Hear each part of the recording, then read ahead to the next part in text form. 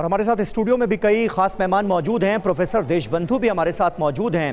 Professor साहब, अब तमाम तरह के इंतज़ाम उठाए जाने की बात कही जा रही है, प्रशासन की तरफ से भी, अखाड़ों की तरफ से भी। और इस बार के महाकुंभ का प्रचार जो है वो जिस तरह से किया गया, जिस तरह से बार बार ये बात कही गई कि 144 साल बाद ये महासंयोग बन रहा है, क्या आपको लग रहा है कि इस वजह से भी भारी तादाद में लोग महाकुंभ पहुंचे और पहुंच रहे हैं कि जीवन में एक ही बार ये मौका मिलेगा, इसके बाद तो मिलेगा नहीं? ये भी एक वजह रही। जी समीर जी, आपने बिल्कुल सही प्रश्न पूछा है।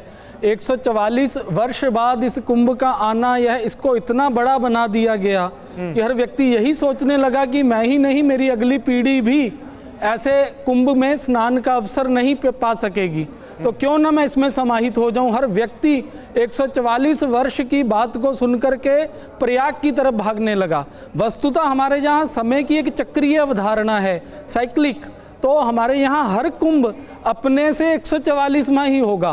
तो इसको इस तरह से मैं मानता हूँ कि गलत प्रचार करके केवल इसलिए ताकि भारी संख्या में वहाँ पे लोग आ सकें, यह उचित मैं नहीं मानता हूँ। जब हमारे पास सीमित संसाधन हैं, हम भारत में रहते हैं जिसकी जनसंख्या बहुत से देशों की जनसंख्या से अधिक आज कुंभ में लोगों की स्थिति थी। तो जहां इतना क्षेत्रफल देशों का है, ऑस्ट्रेलिया जैसे देशों का, और उनकी जनसंख्या कम है, और हमारे पास कुंभ क्षेत्र का क्षेत्रफल थोड़ा है और जनसंख्या ऑस्ट्रेलिया जैसे देशों से भी अधिक वहाँ पर उपस्थित है, और उसको कंट्रोल कर पाना, क्राउड मैनेजमेंट कर पाना, और इससे पहले भी कई बार ऐसी भगदड़ें होती रही है, फिर भी हम सबक नहीं ले पाते हैं।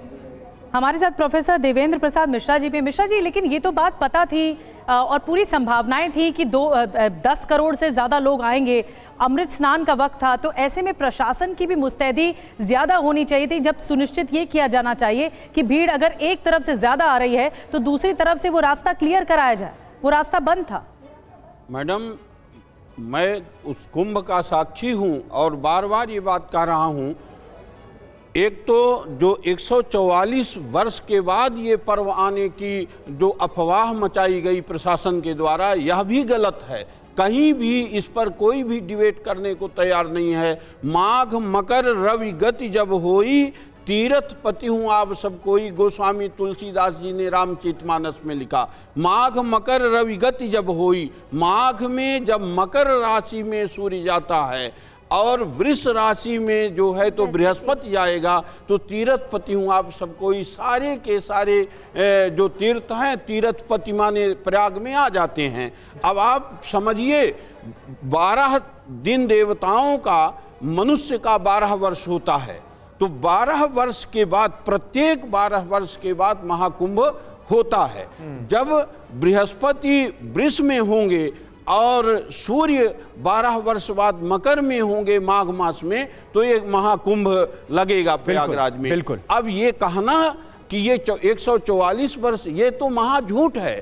अब इस पर कोई चर्चा करने के लिए तैयार नहीं है। इस पर जो है किसने, किस आचार्य ने इस पर बताया? अब हम वेद के लोग बैठे हैं, ज्योतिष के लोग बैठे हैं, कौन सा ऐसा योग हो गया कि 144 वर्ष बाद आया जिसमें प्रशासन नहीं? और हम आपका विशेष रूप से धन्यवाद भी अदा करना चाहेंगे। आपने ये क्लियर किया, धर्म और वेदों के जो जानकार हैं वो कह रहे हैं कि ये गलत प्रचार किया गया है कि 144 साल बाद ऐसा संयोग बन रहा है। एक अपडेट भी आपको यहां पर देना चाहेंगे क्योंकि लगातार हालात को काबू में करने की कोशिश की जा रही है। मेला क्षेत्र में बाहर से आने वाले लोगों को फिलहाल रोका गया है, एक ये अपडेट हमारे पास आ रही है। मेला क्षेत्र में मौजूद लोगों को स्नान करने के बाद निकाला जा रहा है और भीड़ कम की जा रही है ताकि अब अखाड़े स्नान कर सकें, क्योंकि 11 बजे के बाद का वक्त मुकर्रर किया गया था कि तमाम अखाड़ों की तरफ से स्नान शुरू होगा।